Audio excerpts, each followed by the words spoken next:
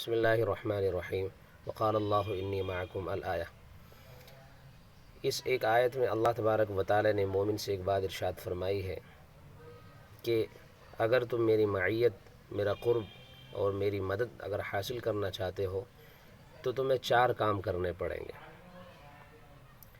وہ 4 کام کیا ہے؟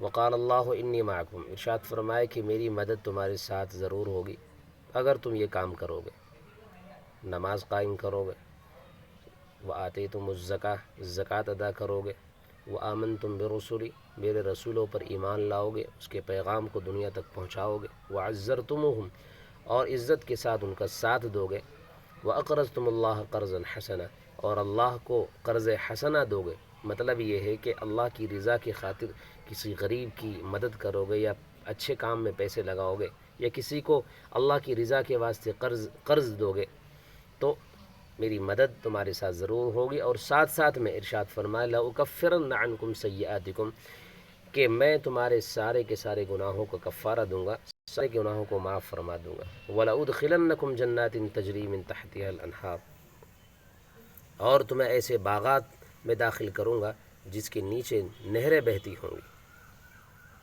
آگے ارشاد فرمایا فَمَنْ كَفَرَ بَعْدَ ذَلِكَ مِنْكُمْ فَقَدْ ضَلَّ سَوَاءَ السَّبِيلِ۔ ان نعمتوں کے ملنے کے باوجود، اتنی بڑی نعمت ملنے کے باوجود بھی اگر تم میں سے کوئی شخص کفر اختیار کرے گا تو در حقیقت وہ راہ راستے سے بھٹک جائے گا۔